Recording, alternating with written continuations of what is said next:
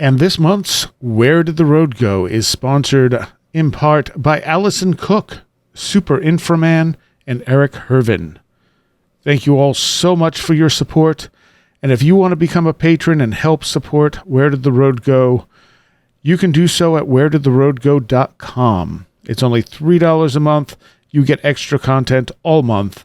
You can also support the show through donations off the website or pick up some merch. All available at www.wheredidtheroadgo.com. Transmission start. Welcome to Where Did the Road Go? Join us as we wander off the path and explore lost history, consciousness, the paranormal, unexplained mysteries, alternative thought, and much more. We are present on the web at wheredidtheroadgo.com. Now here is your host, Seriah.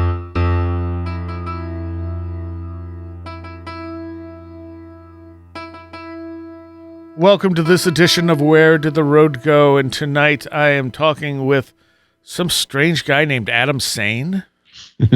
Hey, what's going on, everybody? And I had you on recently, and yeah, we were talking about this whole presentation you worked up on the Warrens. And this is something I really want to talk about. Because anyone who listens to this show knows I do not have a high opinion of the Warrens, but you did a much deeper dive than I did on this, and it's a some really interesting stuff you've come up with here. Yeah, I sent you a presentation that I did for the Conspiranormal Patreons. We actually kind of opened that up to the public instead of keeping it just for the patrons. But it kind of came about because we do this. We do these meetups every month for our Patreon. I'm just going to sound like I'm advertising it, which I am, sort of. But we're doing. But you know, Seriah, you're so good to me. You let me do that anyway. Absolutely. So, but we do this every month, and the first one Raphael did. We've had Chris Ernst and David Metcalf do some presentations, and I was always wondering, you know, what am I going to do a presentation on? Because I'm interested in so many things, and some things that I'm interested in that I don't think that this community would even care about, just weird historical stuff or just obscure historical stuff. So we started just at one point, I ran across an article about the Warrens, and this was specifically in reference to the haunting in Connecticut case, which involves the Snedeker family, Carmen Snedeker, later now Carmen Reed, and which is better known for everybody as the haunting in Connecticut case. So there was the movie in 2009, which came out, which, you know, was kind of a precursor to the Conjuring movies in some ways.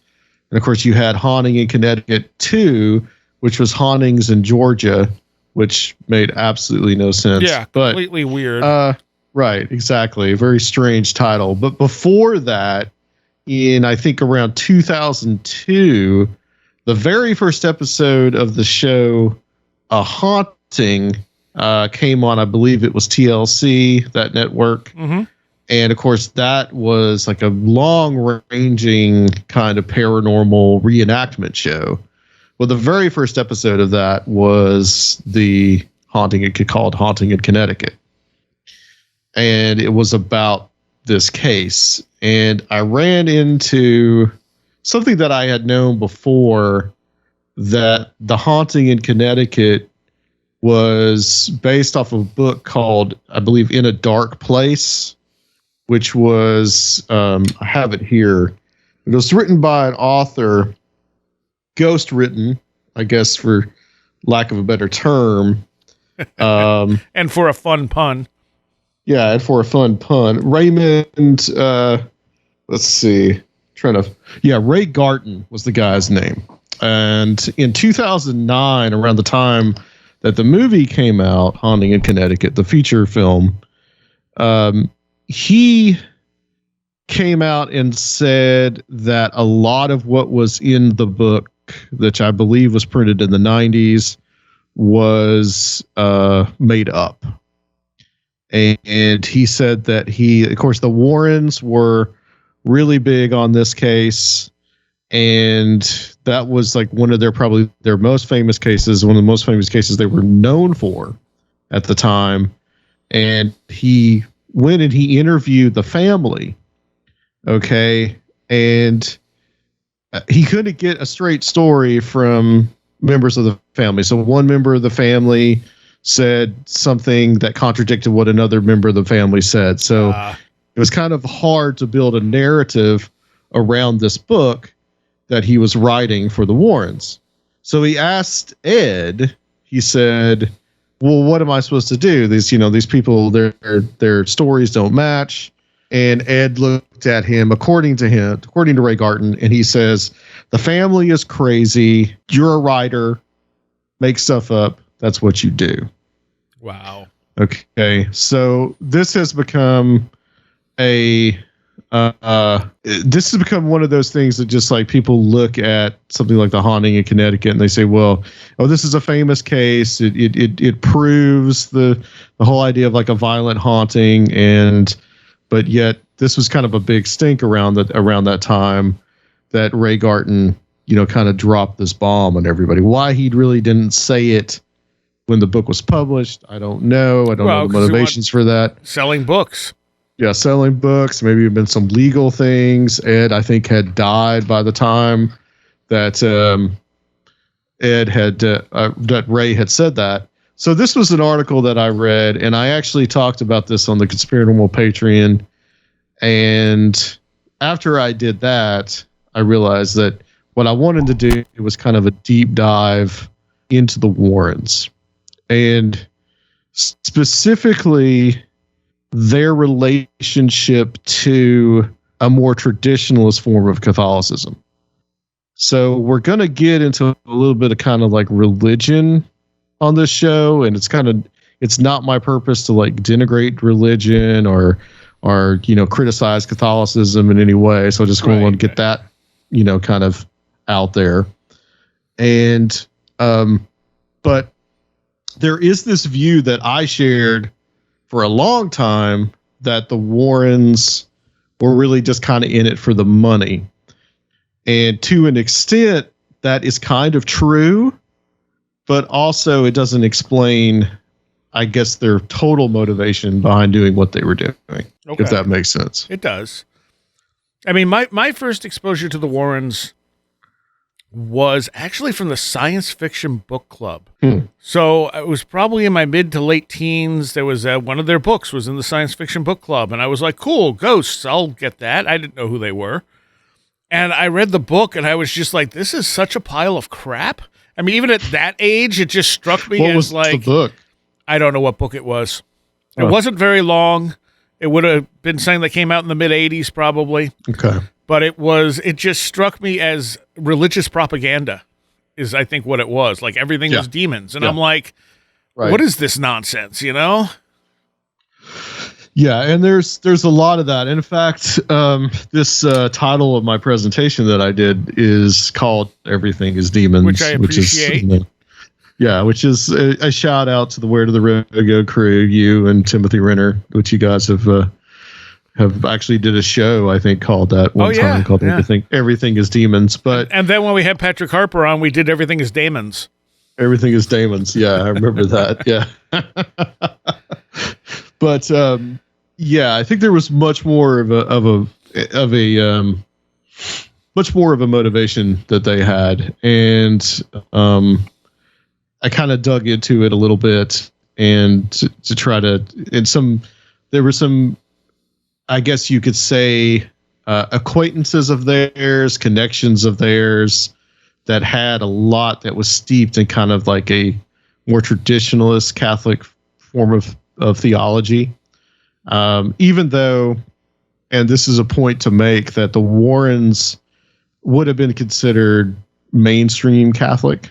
Right. But there's kind of a gray area in that. And we can talk about that if you want, just kind of like how that occurs and what these different terms kind of mean. This is the Vatican I and Vatican II thing, right? Yeah. So Vatican II is called which is called really the Second Vatican Council, which Vatican II is kind of short for that. So you had this is some historical background, so nobody fall asleep on me. This was in, I believe, the 1870s, somewhere around there was the First Vatican Council. And this basically, I believe some of the things, I didn't really go into this, but some of the things that were said in that was kind of like the infallibility of the Pope and these different ideas. This was a response to what was going on in Europe at the time. And that was in the late 19th century.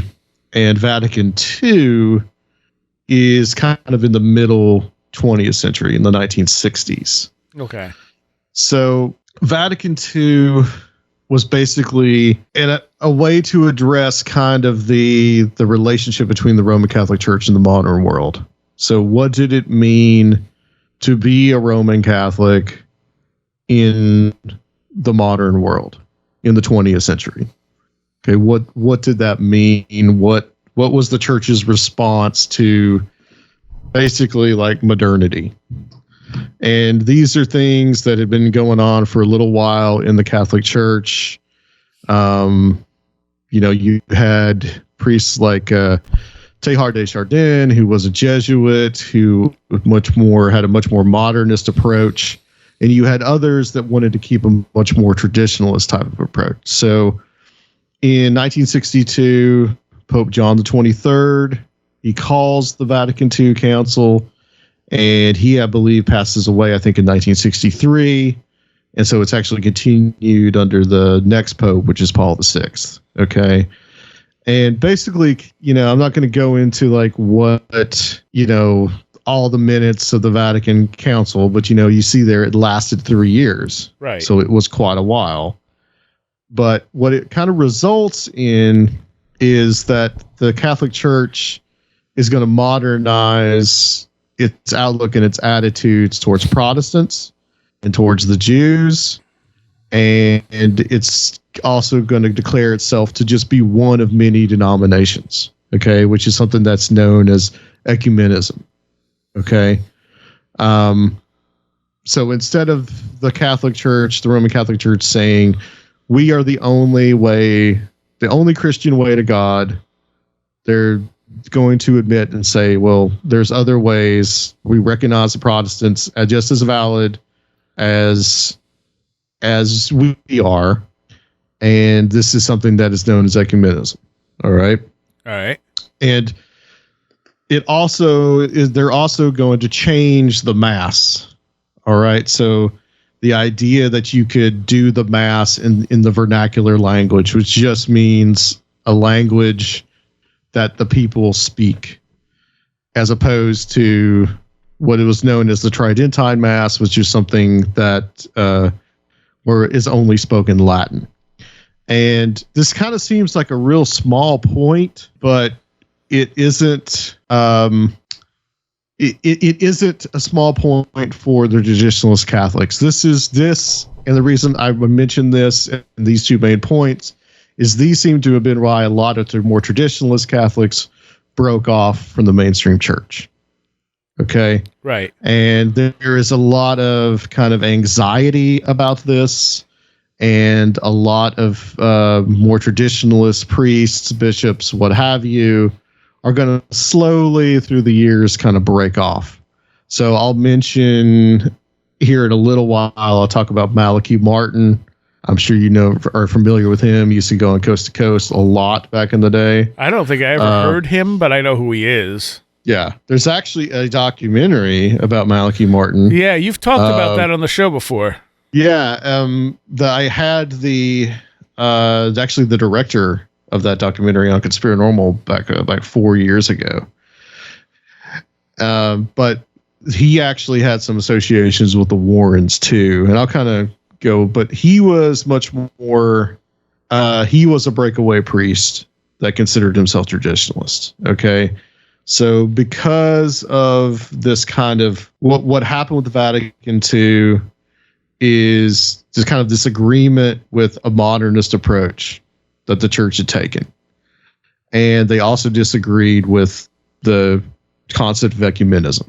All right.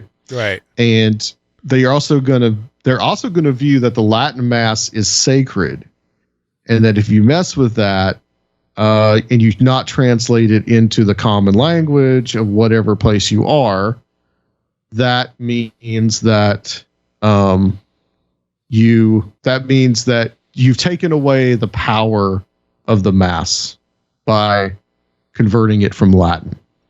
So the Mass should always be in Latin, according to the traditionalists. Which is kind of silly because, it's not like Latin was the first ever language, or that it's some kind of language of God or something. It's just what was used for a while. I mean, the New Testament is originally written in Greek, right? I believe so, yeah. So, I mean, Latin was the language of the Church of Rome, right? Right. And so there's also a connection here too with the Rite of Exorcism, which is also something that's given in Latin as well. So you've got the Rite of Exorcism and the performance of that and the performance of the Mass. Okay. So there's a lot of mainstream Catholics, and the Warrens would have been of this generation. Right. Because I mean, they start being active in the 50s, and Ed was in World War II. So they would have been in this generation, but a lot of mainstream Catholics decided not to break away, but really in their heart, they held some of these different views. And it's kind of my, I guess, informed kind of suspicion due to some of their associations, which I'll get into here in a second, that the Warrens really kind of had this viewpoint as well. And, I can understand people not wanting to accept that other religions are also right. You know what I mean? Like, because for so long it's been, no, we're right. No, you're right. Oh no, God, we're God's favorite, et cetera, et cetera. It's basically what every religion thinks, that they're the ones going to heaven. If they're saying, well, Protestants are right too, it's like, then why are we doing this? Yeah. Yeah. So I get that part. I get why people would be a little upset about that. The Latin thing, I don't really get, other than the fact that Latin is kind of an exclusive language. So it's almost like a gatekeeper sort of thing. Like, oh no, you can only do this stuff if you know Latin. Yeah. Well, it has this kind of power as being a dead language. Yes. Yeah. Which is kind of similar to Hebrew, even though Hebrew really isn't dead anymore because it was revived and now most of the state of Israel speaks it. Mm-hmm. But at a certain point, Hebrew was pretty much a dead language. It was only spoken by the rabbis or by the scholars or what have you. Latin is a dead language, so it's almost like because of that, it has that kind of sacredness and that kind of power. True. And that if the Mass is not said, which is also a sacred event, if you do not say the Mass in Latin, then it cheapens it somehow. Now, remember, I mean, you can go back to the Protestant Reformation, and you can go back to the fact that the Bible was not translated from Latin for nearly 1,000 years. Yeah.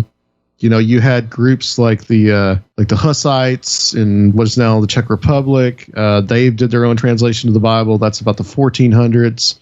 Luther, when he breaks off from the church, he makes his own Bible translated into German. And then you have the later developments like the King James Version and the English Bible and that type of thing. Right. And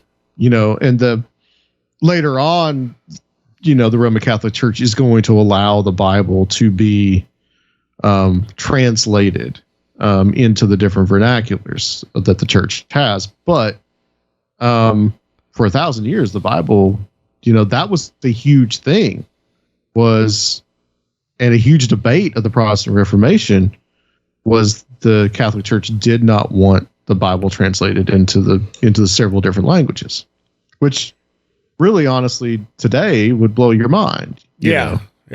Why you would want that, but it's a control thing too. It is a control thing because the priests, again, this was another aspect of the Protestant Reformation, was the priests were firmly in control of the information.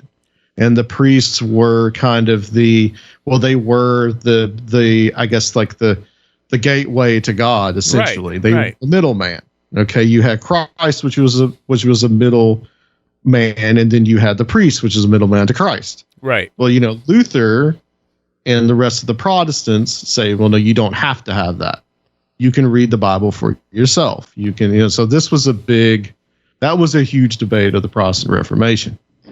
And so the Latin Mass really probably was the only thing that a lot of the later Roman Catholics in the 20th century felt that they had that was probably still sacred. That makes sense. Now, I mean, I'm sure you have Catholic listeners and they might take umbrage. I'm not Catholic, but from what I understand, the break between these traditionalist groups and the mainstream church, a lot of it had to do with the Latin Mass. Huh. And I'll get into some of this in a second. I do want to mention, if you don't mind, a couple of groups. Sure. Okay. You have something in 1970 that's founded as a Society of Saint Pius X.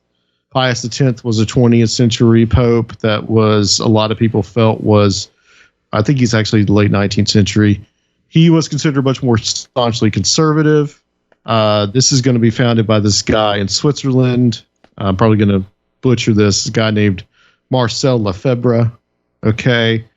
And in North America, there's an organization that is kind of loosely tied to this guy, the Society of this Marcel Lefebvre guy, the Society of Saint Pius X. And it's actually founded in Connecticut in the 1970s, in 1973, by two priests. And it's called the Orthodox Roman Catholic Church. Okay, and these two priests are a guy, Robert McKenna, who I'm going to talk more about, and another priest named Francis Fenton. Well, Francis Fenton was, oddly enough and curiously enough, was a founding member of something called the John Birch Society. Are you familiar with the John Birch Society? I've definitely heard of it, but I couldn't tell you what it is. So the John Birch Society was a real arch conservative group.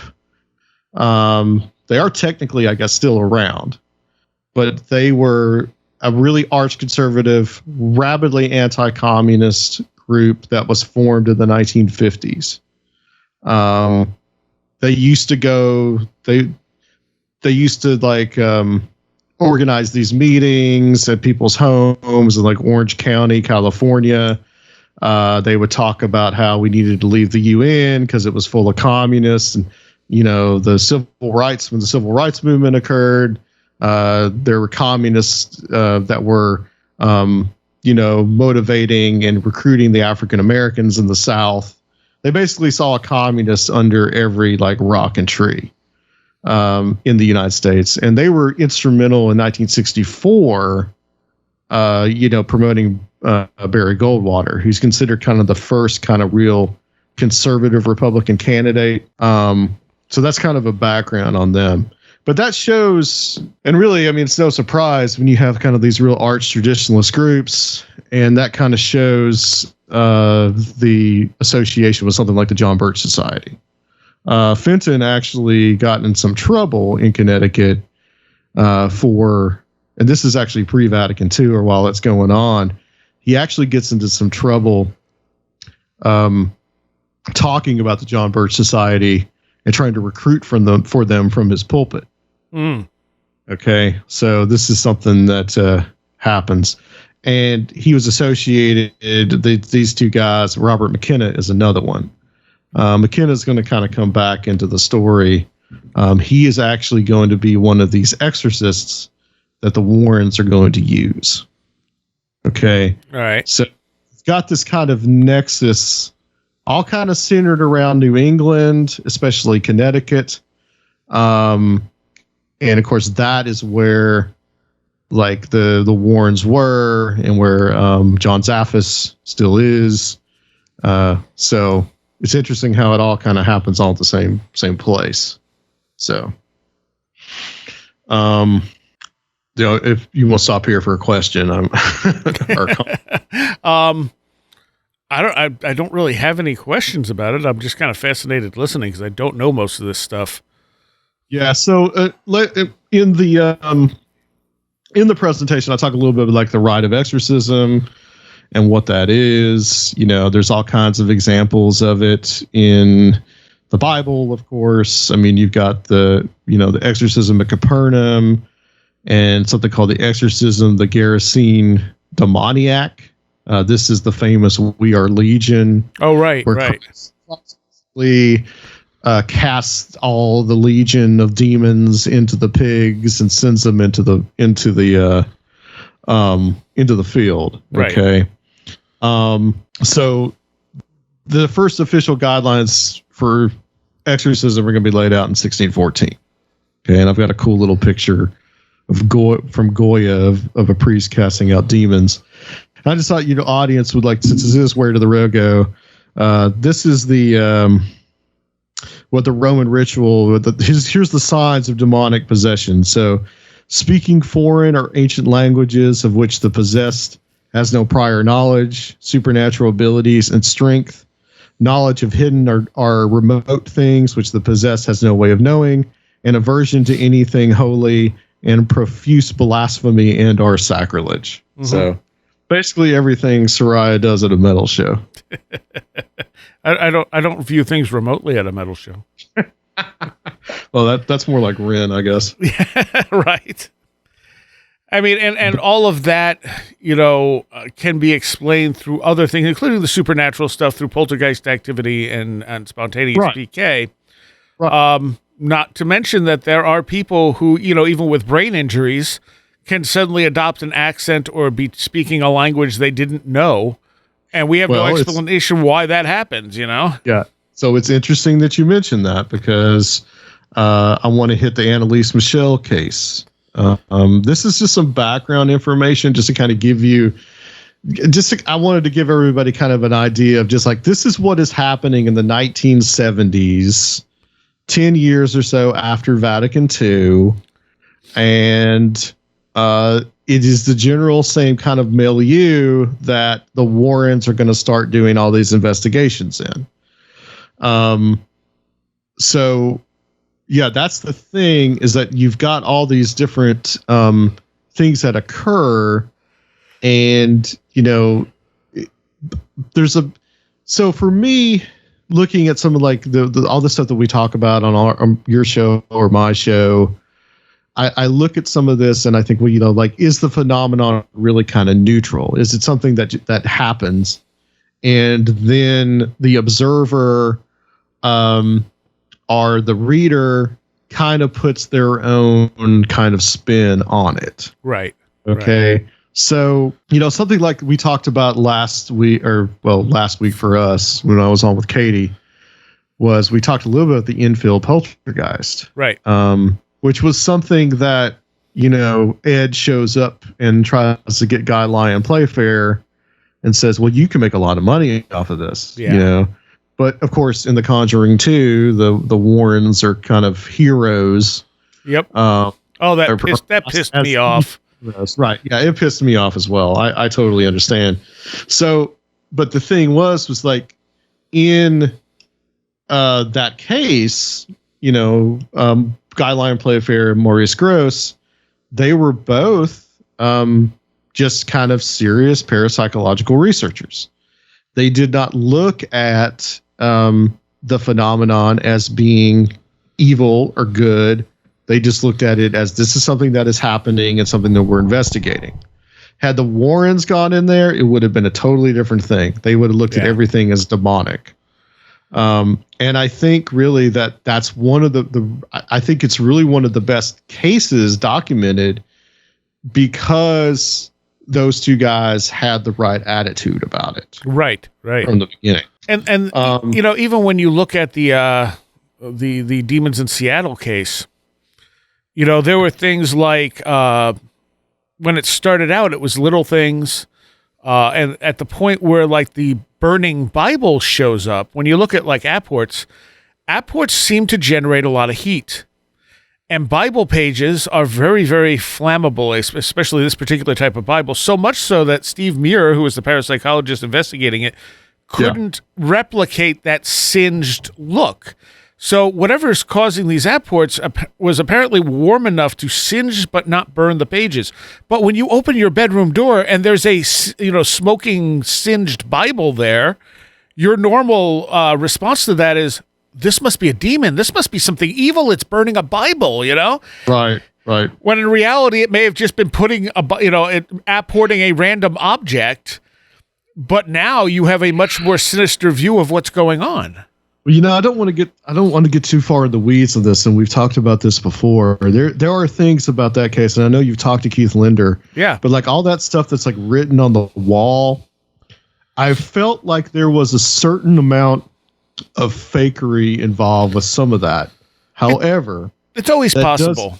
That doesn't mean that there wasn't a real phenomenon going on, because in the Enfield case, the two girls were actually caught faking things. Absolutely. And the whole thing was that they were under a lot of performance pressure. But the thing is, when they would fake things, then real phenomenon would occur. The other thing is, this stuff seems to manifest. It was priming the pump. Yeah, well, it seems to manifest when people are under large amounts of stress, and they were in a bad family situation, and suddenly they were the center of attention, and everyone was, fascinated by them. So that pressure got released, and now nothing new was happening, and they were like, "Well, oh no, we got to make something happen, or we're not. Or this attention's going to go away." They weren't trying to do it in a sinister way, right? But that is exactly the pattern you see with this stuff. Yeah, and one of the slides, I lost you. Let's talk about it. Can you hear me? Now I can. You said on one of the slides. Yeah, one of the slides I talk about this case, which is the Roland Doe case, which is also known as the Exorcism in St. Louis. Mm-hmm. This happens in 1949, and it happens. It starts in Baltimore, and it's actually what The Exorcist is based on. The book and the film is based on this case. Yeah. William Peter Blatty heard about this when he was at Georgetown, and it inspired him to write the book. And but in that case, you had a young boy that was his aunt was into spiritualism, and they would do Ouija board together. His aunt passed away, and the young boy, he was about 12, 13 years old, he started to use the Ouija board. And then weird things started to happen in the house. Things would start moving, and there were signs that he was acting strange and all this type of thing. Well, originally the parents went to the Rhine Research Institute. They called up J.B. Rhine in North Carolina at Duke. And they were treating it as a PK experience. Right. Now, somehow along the line, even though they were Protestant, they turned to the Catholic Church. Well, after they did that, all of a sudden he was possessed by the devil. Of course. Yeah. And that's the worldview they have. Right. So they take him to St. Louis and they perform the exorcism there. And like I said, later on, William Peter Blatty hears about it and he bases the exorcism off of it. But it's interesting, and what a lot of people don't, but that's the part of the story that a lot of people don't hear, is that the Rhine Institute was involved in it. Yeah, I didn't know that. Yeah. So I want to talk a little bit about, you've seen Exorcism of Emily Rose. At some point, you've seen that movie. Yeah. I couldn't tell you which one's which at this point. Yeah, I know. There's so many. That was kind of the start of like a whole, like the neo exorcism movies. Yeah. But yeah. that's based on a real case. The Exorcism of Anneliese Michel that happened in Bavaria, 1975 to 1976. Okay. And she was, I believe, about 20 years old, and she had some issues with temporal lobe epilepsy. She was actually diagnosed with temporal lobe epilepsy, which oddly enough is something that Strieber thought that he had when he started having his visitor experiences. Yeah, definitely. And was actually said that he didn't have. But so she's really religious, comes from a real religious family. She starts hearing voices and becomes intolerant to religious objects. Okay, so she has a very bad response to religious objects. And the family wanted the church to perform an exorcism, which they refused. But the bishop later came to the priest came to him, begged him to do the exorcism, and he told them that they could do it as long as it was done quietly. Okay, which was odd in and of itself. Okay, and this exorcism, it lasts for months, and she becomes in such a weakened state. By the end, she's emaciated and all this, and dehydrated. It actually results in her death. So just as what's depicted in the movie Exorcism of Emily Rose, the two priests are actually brought to trial. Okay, convicted of manslaughter. They actually didn't serve any time. But an interesting quote that she said towards the end of her life was that she was supposed to die to, quote, to atone for the wayward youth of the day and the apostate priests of the modern church. Okay. Now, if you didn't have any context, you wouldn't really know what that's about. But when I read that, I was like, whoa, that's a direct reference to Vatican II. The influence of modernism, apostasy, which is something that traditionalist Catholics accuse the mainstream church of being apostates. These type of things. So whether or not she actually said that, I don't know, or that's an apocryphal thing, doesn't really matter. It's setting her up as in a way that the demonic now, there's a worldview that the demonic in most of the traditionalist Catholics, that the demonic has a foothold now because the church changed some of its policies. Right. Okay. Right. This is an actual worldview. And you'll see that expressed with McKenna. And I talk a little bit about The Exorcist as well. Like I just talked about the Roland Doe thing. But The Exorcist really kind of had a huge impact on the psyche. Because that was a 1973, in the end of 1973, it comes out. The first kind of real celebrated case that the Warrens go on is 1974. That's the Perrin family. That's the one that's depicted in the first Conjuring movie. Okay. So, it's happening all at the same time. And of course, The Exorcist kind of is one of these things that gets people reinterested in both religion and in the occult. Right. And it kind of spurs this kind of cultural movement. Well, I mean, and I don't think anyone knew that movie was going to be so big. I mean, I think that was a shock. Right. The book had been a bestseller. And the movie was even more of a cultural phenomenon. Yeah. So you can't like, the power of film, and I kind of feed back into this at the end of the presentation where I talk about the Conjuring movies, and just how they're basically in many ways a kind of propaganda for kind of the traditionalist Catholic worldview. Yeah. Okay. So like you can't really, like, the film has always been used as a huge propaganda tool. Absolutely. It's not just mindless entertainment with the Conjuring movies, even though you could say they are, but being that there's a whole universe that revolves around them now, kind of like Marvel or DC or whatever, it's interesting. And I talk a little bit about too. I want to. Well, if you got any questions, I want to. If you want me to keep rolling, I can. Yeah, you can keep rolling. I don't think I have any at this point. Okay. Well, Malachi Martin, I kind of mentioned him before. Right.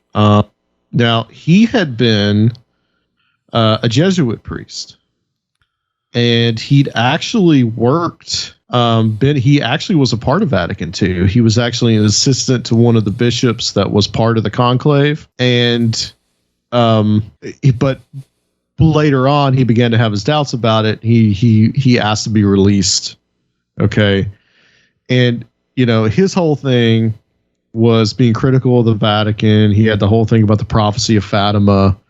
That's a whole other can of worms. Like we could do a whole show on the prophecy of Fatima. It's just so complex. Really? And of course you've got the UFO angle. Oh, certainly, yeah. With the Fatima Marian apparitions and all that. Yeah. And there's the supposed third prophecy that guys like Martin felt that was being kept under wraps by the Catholic Church for some odd reason. Well, wasn't it? I mean, that was never revealed, was it? Well, supposedly it was. Oh, okay. I think it said that it was a part of like the assassination plot on the Pope. Oh, that's right. That's right. But they said that it really wasn't revealed, and so I mean, the whole Fatima thing is an interesting, fascinating subject, and he wrote extensively about it. But one of his books, which is his most famous book, and I kind of go into this as like what is the kind of like what specifically kind of like Roman Catholicism or the traditionalist kind of Roman Catholicism worldview had to influence and stuff like the Satanic Panic. Yeah. Which is this is kind of an aside, but it also feeds into the worldview of the Warrens because they're seeing demons everywhere. Yeah. And a big thing about Malachi Martin and Hostage to the Devil was that he had this whole idea of something called perfect possession. Okay. And this meant that someone could be so thoroughly possessed by a demon that the demon and the person were basically the same entity. Okay. And that these people were infiltrating in all these different areas of social and religious life, especially the mainstream Catholic Church. So the demons are running the show, and they're responsible for Vatican II. This is kind of Malachi Martin's worldview. And like I mentioned before, Malachi Martin, he also would show up at conferences. He had some association, and he also lived in Connecticut and in New York City. So he was around that same area. He was around with he would show up at conferences with the Warrens, all this type of thing. And I talk a little bit about a book called Michel Remembers. I don't know if you're familiar with that. Yes. Yeah, I am. Yeah. So, this is basically a book about this woman that had these recovered memories that was published in the early 1980s. Hypnotically recovered. Yeah. She has, and she says that, she was abducted by Satanists, and she grew up in a satanic cult, had all these part in these satanic rituals and all these things. And the reason that I mentioned this, and this is an article that I read, was that her psychologist, Lawrence Pasdar, who wrote the book Michel Remembers, he was actually Roman Catholic. And they actually had they had actually had some association with the Catholic Church there. I think in British Columbia, I think it was that they actually investigated some of her claims. Okay, so this is kind of what's going on while the Warrens are out doing their thing. Right. Okay, so it's just kind of, you got all these different ideas, all this different worldview, and all this stuff. So we can finally get to your favorite people. And like I said, to me, I started off on a bad foot with them by just thinking like, what this is nonsense when I read that first book. And then, as I learned more about them and realized that they were just kind of charlatans in a lot of this stuff, and the fact that they're taken so seriously by so many, ghost hunters and things like that, it's like, do you not know how sketchy these people are? Yeah, and that's the thing too, and that was another point that I make in this presentation, is the Warrens have a ton of influence on the current ghost hunting community. Yeah, absolutely. A ton of influence, and that influence is really because of their nephew, John Zaffis. He was, associated with TAPS. He was on the original, some of the first episodes of Ghost Hunters back in the day. Yeah, I don't think I realized he was related to them. Yeah, he's Ed's nephew. And he was also part of the Haunting in Connecticut case. I actually got to talk to him about it when he was at a paranormal conference, one of the ones in Louisville. So because, and also Paranormal State. Yeah, which Brian Buell is another. I had major issues with that show. There's a lot of issues with that show, but Lorraine would show up on that show. Yeah, I didn't know that. Ryan would periodically call her up, and they would have her on the show. And of course, Ryan, he's heavily Roman Catholic as well. Didn't know any of that. Paranormal State kind of also came from that kind of, everything is demons. There's demons under every rock and tree kind of worldview. Of course, it's TV. They play with the whole thing that Ryan was followed by a demon and all this kind of thing. Sure. Which given some of his, his life after Paranormal State, you can almost understand that. But I don't know what happened to him after Paranormal State. Oh, he just got hooked on meth and got arrested and all kinds of running scams and all kinds of stuff. See, to me, I started watching Ghost Hunters and I appreciated their approach. I thought it was kind of interesting. But then when all these other shows like that and Ghost Adventures started showing up, Ghost Hunters would have episodes where they got nothing.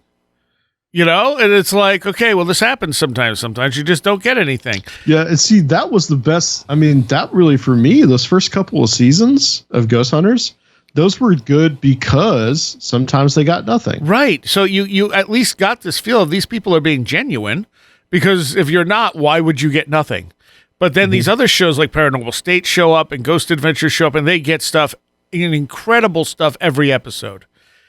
And I think that's at some point, people started nudging TAPS and being like, you need to find more stuff. Yeah, so that's where you get the whole shirt thing with Grant. Yeah, and that's what killed it for me, that live episode where Grant wasn't going to wait for stuff to happen. He was going to make sure stuff happened because they were live on Halloween night. It was also the last live show they did. Mm-hmm. Yeah, I remember that. I was so disappointed in that. I remember that being a big thing of just like, they were faking it and all this type of thing. Well, I mean, it just really what it does is like some of that amazing evidence that they showed in those other seasons. Yeah. It made you think it's just like, well, what else did they fake?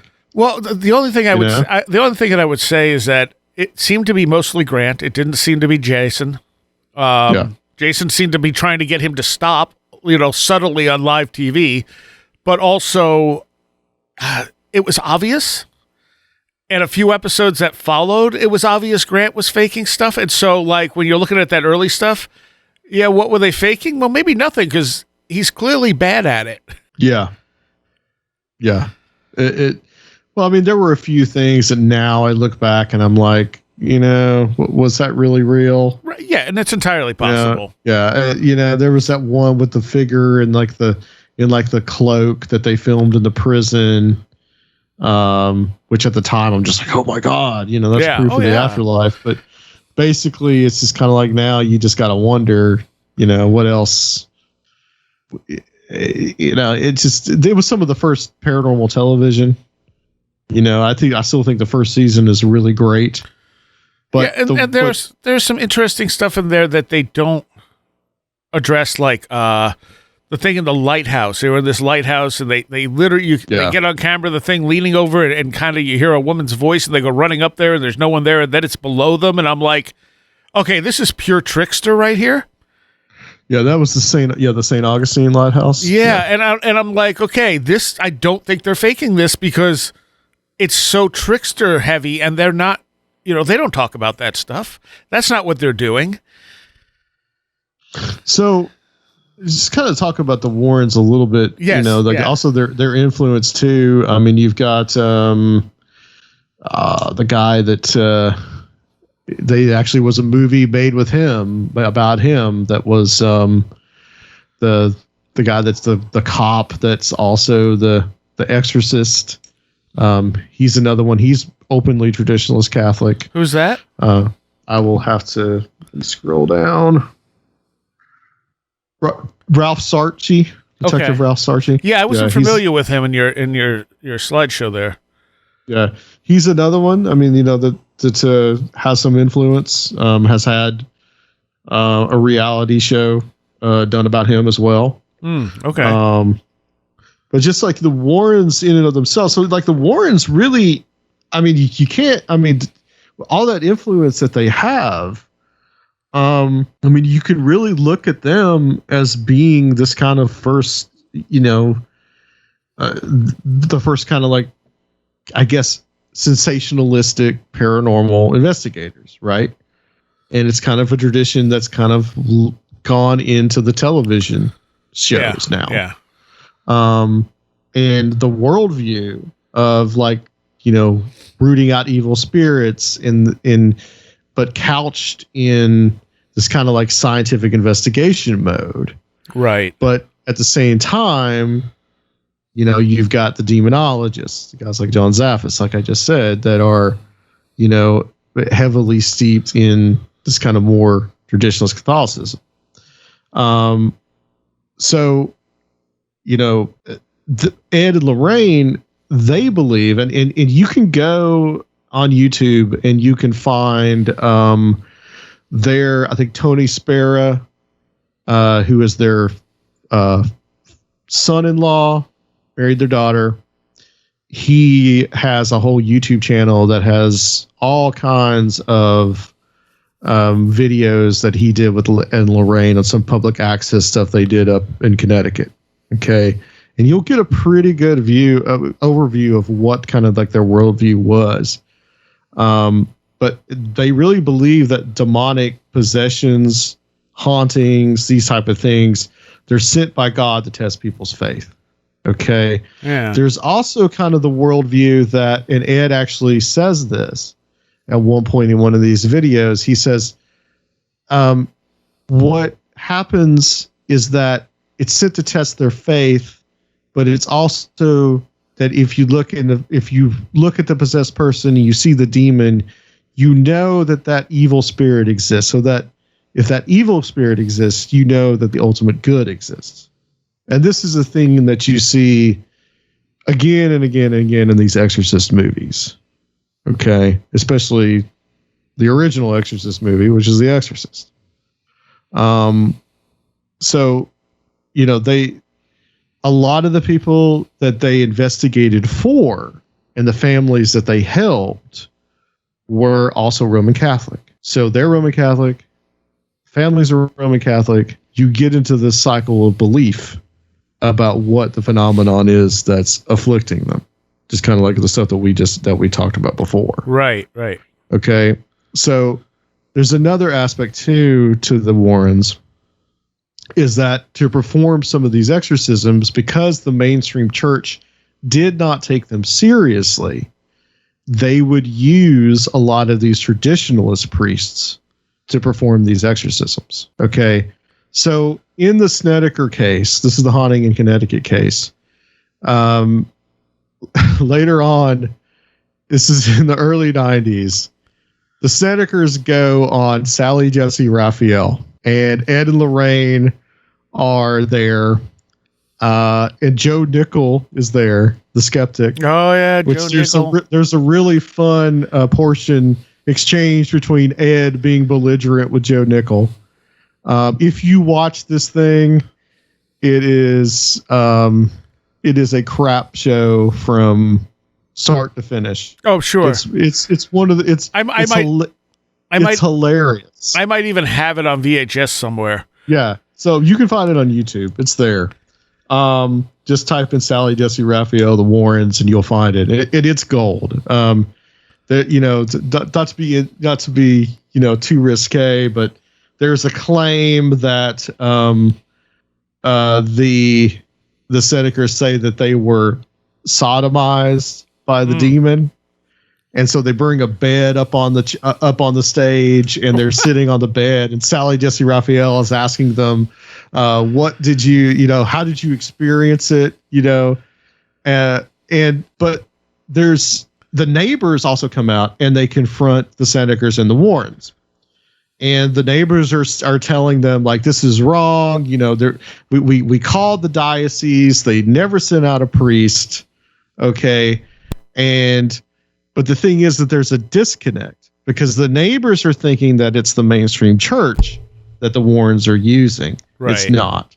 It's the Traditionalist Catholic Church. The neighbors didn't have that information. So they thought that the Warrens were lying about that. They weren't lying about that. So yeah, it's really fun to watch. But what did Joe Nickell add to the whole thing? That it was fake, that it was all made up. Yeah, that's what I figured. You know, and I think that in these cases, that I think that there are actually things that could be happening, especially in these large families. The Snedekers were a good case in point, because they had a lot of family stress, because the oldest son was diagnosed with some kind of cancer. Oh. They had to move to this house to be closer to the doctor. So there was all this uprootment in the family. You've got a large family. You've got a large family dysfunction. And much like something like Enfield, things start happening. Yeah. And then the Warrens get involved. And now all of a sudden there's a demon in the house. There's a pig demon raping everybody. Oh, I didn't realize it was a pig demon. Yeah, apparently it was a pig demon. But to kind of like go back a little bit, I mentioned the Perrin family haunting. Okay, and this is their first big case.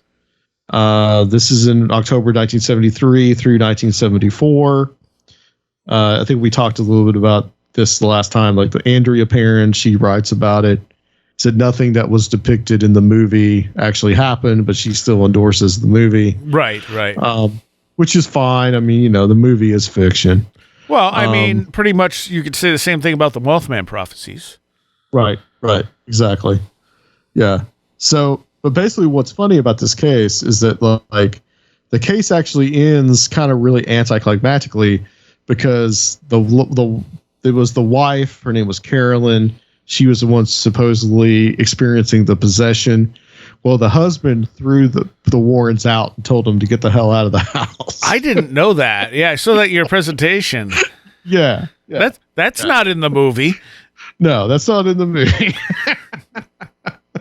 I talk a little bit about the Amityville case in here too. Just kind of as an aside, the Amityville case is interesting. Again, I think, you know, I mean, we could do a whole show on Amityville, Seriah. Well, before we move on to Amityville, though, why did he kick them out of the house? Because he was concerned about what was going on with his wife. Okay, and I think weren't they supposed to be there to help? Yeah, I think that he felt that, like, it had just gone on far too long, and that it wasn't productive for her. Okay, that's kind of how I understand it. But yeah, that's what the first Conjuring movie is on. Right. And she, if I remember right, the woman there actually said that the actual events were worse than what were portrayed in the movie. Yeah. And she thought favorably of the Warrens. Yeah. So. Yeah. She was also 12 at the time or something? I think she might have even been younger than that. Yeah. Yeah, I don't know. But yeah, Amityville, that's interesting as well. I mean, of course, they were pulled in to kind of prove that the haunting was demonic. But Amityville had all kinds of people in and out. I think Hans Holzer went there. Yes. Yeah. I mean, it was such a huge case, and Amityville is just like its own subject in and of itself. But again, I think at the very least, I think some weird stuff probably happened to the Lutzes. Right. But they later, with Ronald DeFeo's lawyer, they later made up this whole thing as a way to try to get DeFeo's kind of like devil made me do it kind of, case going. Right. Which actually the Warrens later on, and this is the plot of the third Conjuring movie, are going to say that this guy, that he gets into a fight, he kills the person he gets into a fight with, and his little brother had apparently been exorcised by the Warrens. And he later said that the demon possessed him. And this is known, I didn't include it in this presentation, but it's known as the devil made me do it case.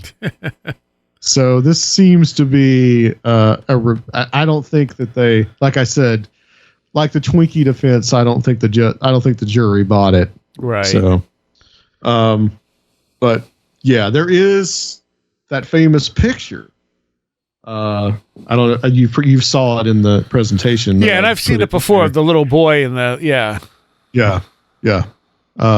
Nobody has explained that.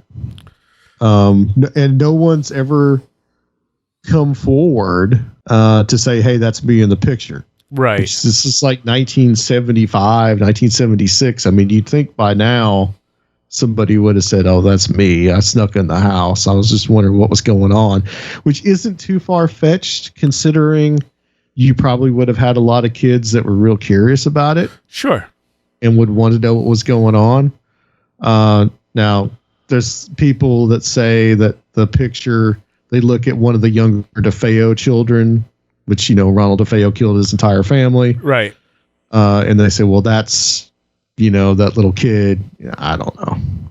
But it's still an interest. It has a creepy feel to it because his eyes are glowing. But that could also be from camera. That could be from the flash. Yeah. Right. When with so much of this stuff, just because you have something actually paranormal going on doesn't mean it's what you think it is, Like, and that's like when we were talking about ghost hunters, you saw that shadow in the prison there and you're like, oh my God, proof of the afterlife. But really all it was a shadow. It didn't really prove anything per se. But that's when you're in a mindset of, is this real or not? And then something like that happens, you naturally associate it with, oh, this must be proof that what I think is happening is going on. Right.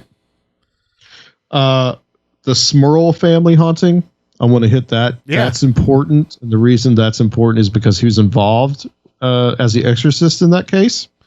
So this is West Pittston, Pennsylvania.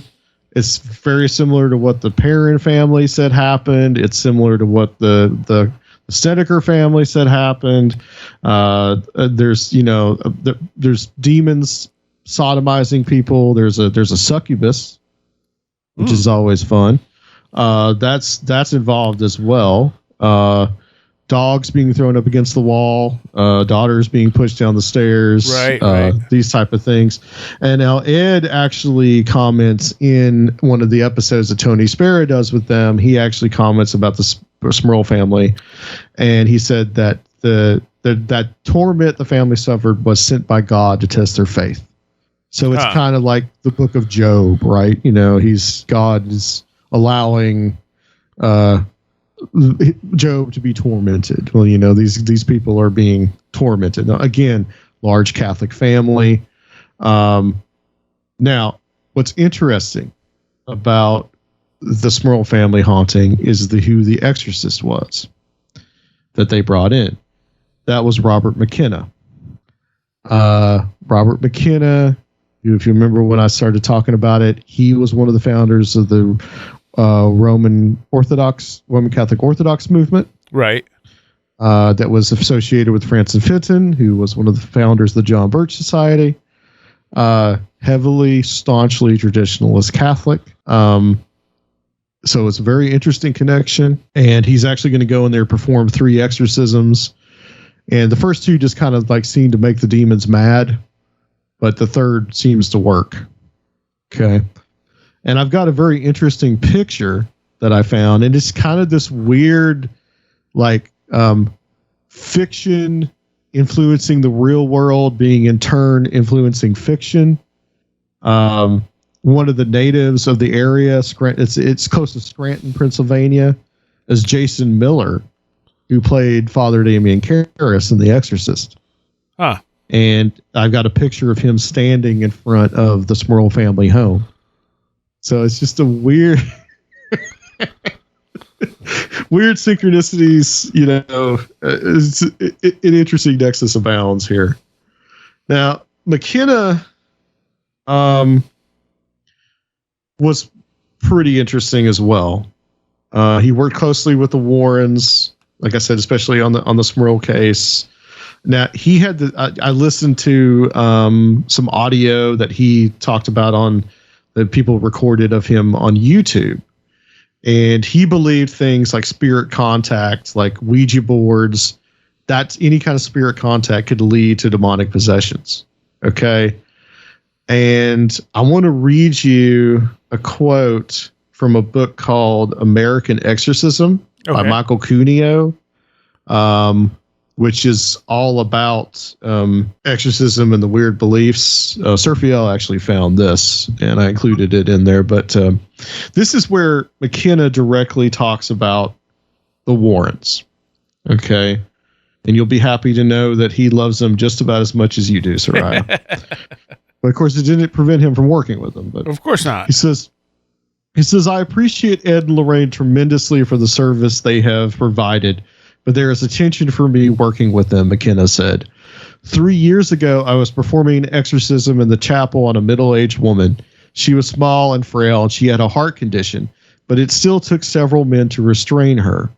At one point, she was ranting and raving and breaking free of the restraints, and Ed Warren panicked and called the paramedics. They came and took her to the hospital in Bridgeport, and this made the whole exorcism look like a farce. It got lots of publicity in the local papers, which the Warrens didn't seem to mind, but I thought it made us look silly. And this is where the tension comes in. Ed and Lorraine are publicity seekers, and the last thing I need is this kind of publicity. Their books are sensationalized, and you just can't take it all literally. I don't like to be publicly associated with them. The thing is, I don't think we're always approaching the exorcisms from the same point of view. For me, it's very simple. Now, this is pretty key. He says, before the Second Vatican Council, possession was extremely rare. How he knows that, I don't know. But after the council, there has been a veritable plague of possessions. I see this as an indictment of Vatican II and the new Mass. Now the devil has a free hand to take over people's lives.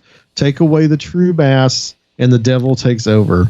Vatican II and the new Mass gave an opening to the devil, and the devil has fully seized the opportunity. So here's the thing about that is I will totally credit Ed for doing the right thing in that case. Sure. Yeah, they may have spun it to their advantage after the fact, but he realized that this girl's life was at stake and did the right thing. Sure. Yeah, absolutely. I mean, yeah, they are publicity seekers, and yeah, most of their stuff is fabricated, but at least that shows a human side of him that you don't see all the time from him. Right. And yeah, and that's kind of the thing too, is that I think as I said before, I had the viewpoint that Lorraine was kind of more the true believer. Like she was just willing to believe just about anything. Yeah. And Ed was more the P.T. Barnum. Right. The charlatan of the group. And he was the showman. And in a sense, that's true. But when you really dig into their interviews, they really both had the same worldview. Yeah. They both really agreed that, this is why the demonic is attacking people. This is what it is. They worked so closely with these traditionalist priests. A lot of that was, like I said before, was because of necessity, because the mainstream church just did not take them seriously.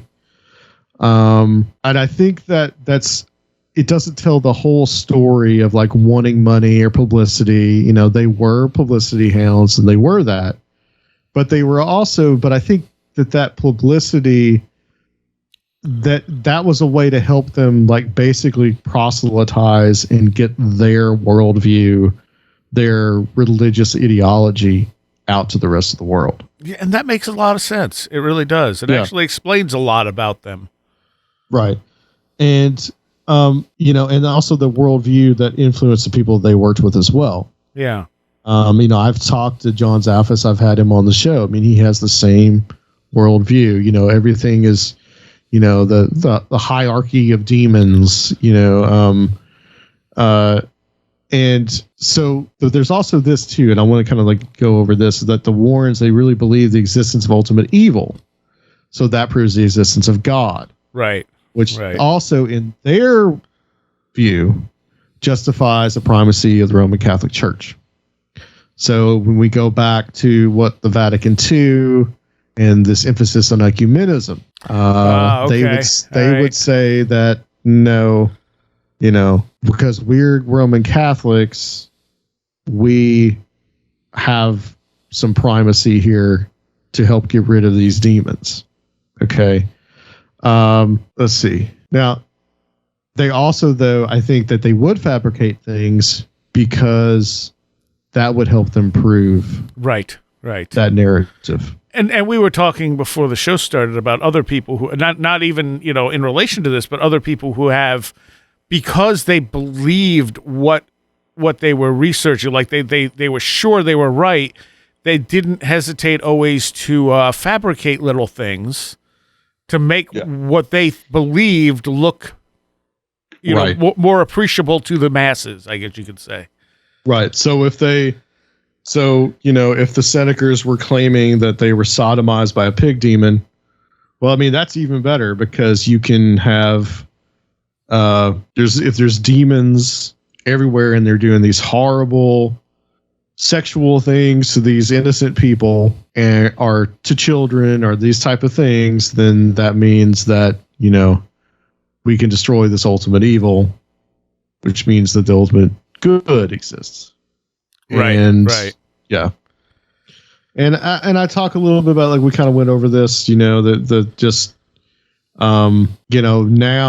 you really see how a lot of that kind of like every paranormal show, especially something like a haunting, which I don't know if you watch any of those, but they always have a dude dressed up like a demon popping out everywhere. Any paranormal, any kind of paranormal event is always a demon.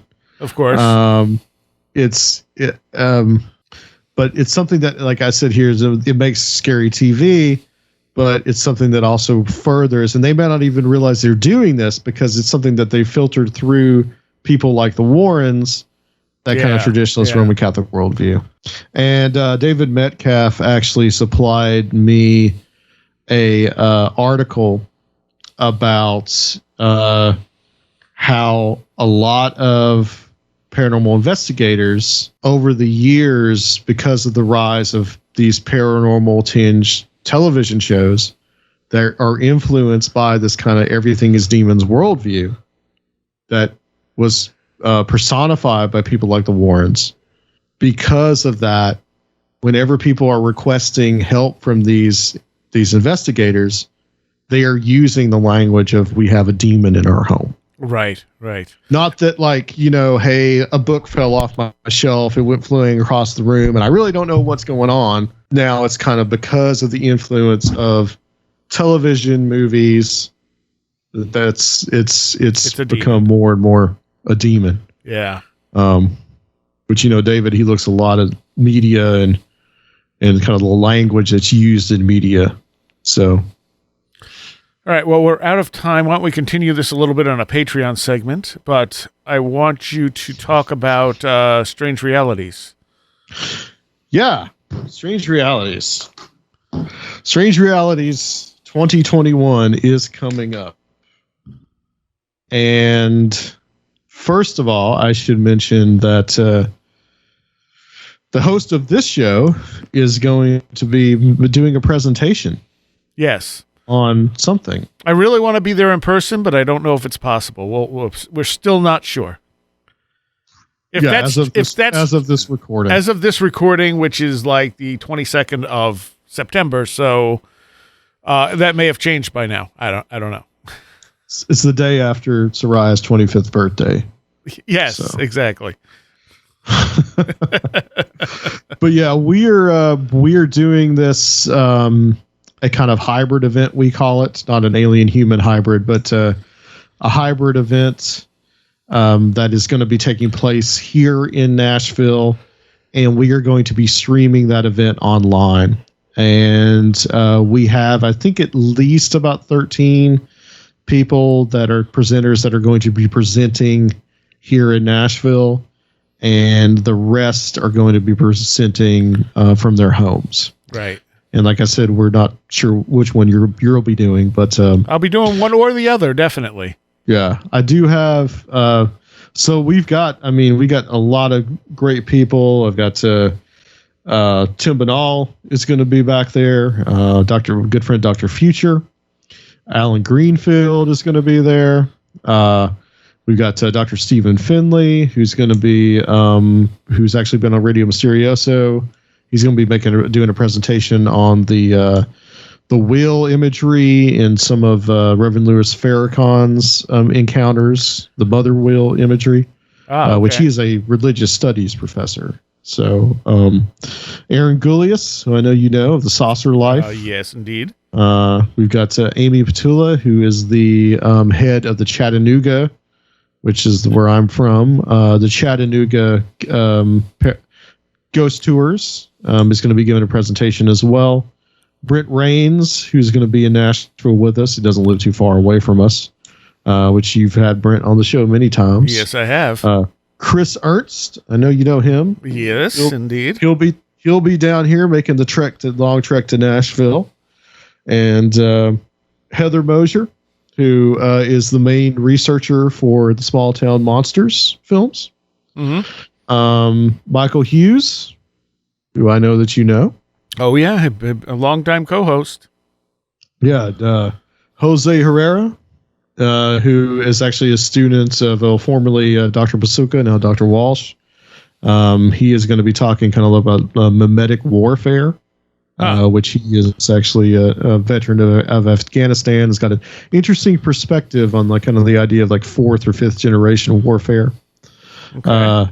Mr. Joshua Cutchin, I don't know.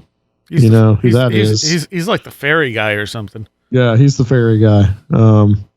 And he's actually going to be, he told me last night he's going to be talking about mounds, kind of comparing mounds in North America to mounds in Ireland. Oh, interesting. Kiki Dombrowski, who she's going to be given a presentation on tarot. Cool. Nathan Isaac from the Penny Royal podcast. Yep. Is also going to be a part of this. The Nathan's presentation is going to be pretty wild, I think. P.D. Newman, who has written a couple of great books about the association of hallucinogenic imagery with Freemasonry. Huh. Okay. Steven Snyder, also known as Recluse, the host of the great podcast The Farm, is also he's going to be there in Nashville this year. David Metcalf, who I just mentioned not too long ago, he is also going to be here in Nashville, going to be talking about the starseed children, the starseed phenomenon. Steve Stockton. Steve, yes. Going to be talking about missing he's going to be broadcasting in from Portland. Although I think he's planning on moving back to Tennessee. So hopefully next year we'll actually get him at the conference. Cool. He's going to be talking about missing people in national parks, which has kind of been his big thing lately. Ren Collier going to be doing something about Lovecraft. Nice. Ren's also going to be helping us with some of the technical aspects of this thing as well. And Timothy Renner is also going to be there online. He'll be remote. We'll be doing a kind of like a question and answer session with him, and some guy named Seriah. Yeah, I have no idea what I'm talking about. I'll let the universe figure it out for me. You're going to do that like the hour before? Yeah, probably. But anyway, this is going to be October 15th through 17th. Nashville, Tennessee, and online. I want to emphasize that there is an online component where you can watch every single one of these 21 presentations, and we will have them on a private Facebook group. And the great thing about that is once I stream them, you can go back and watch them. So if you miss Seriah's incredible presentation that is going to change the world, and our worldview of it. You want that one? Okay, all right. You can go back and watch their presentation. So we are really pushing the $30 tickets because we kind of had to restrict the attendance at the conference, which as of this moment, we still have some spots left. But online tickets are $70. And if you are in Nashville and want to come out, they are close to Nashville. They are $70 for all 3 days to attend. Just keep in mind, because of COVID and because Delta, we are looking at vaccine cards are proof of a negative test within 72 hours. You do not have to be vaccinated to come to this conference. Right. I'm not forcing that on you. What? How much is it? How much is it online? $30. Okay. So that's pretty good. $10 a day. Yeah. Yeah. And that's 21 speakers. So, yeah. All right. Where can people find you, Adam, and Strange Realities as well? They can find Strange Realities Conference info about the speakers, and you can buy tickets at strangerealitiesconference.com. They can find Conspiranormal at conspiranormal.com. I've got archives, YouTube archives on there, and we're on Red Circle as well. That's our podcast host. Awesome. All right. Thanks, Adam. Thank you, sir. I want to take a moment here to give a special shout out to those patrons pledging $10 or more.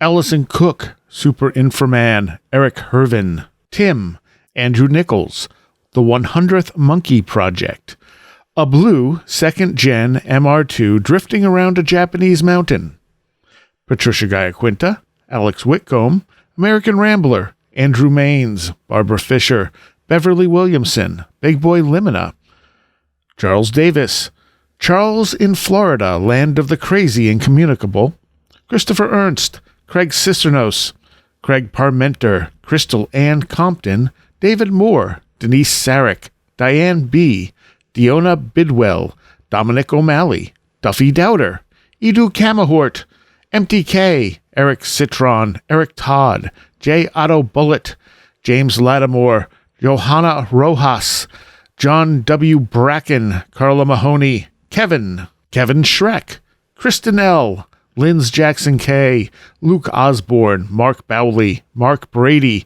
Matt in Delaware, Patricia W., Paul Jeffries, Ray Benedetto, Riker and Stark, Roger Gonzalez, Sam Sharon, Sedgder, Stone Wilderness, Tactical Therapist, Taylor Bell, 36 Dingo, Thunderboy, Tyler Glimstead, Vincent Trewell, Walker, Will Gebhard, Will Powell, William Lovelace, Ren Collier, and Stephen D. Thank you all so very much for your awesome support, and thank you to all of my patrons, because without you, this show would not be possible. And of course, there's a Patreon segment to go along with this, where Adam and I continue this conversation and get into some other stuff.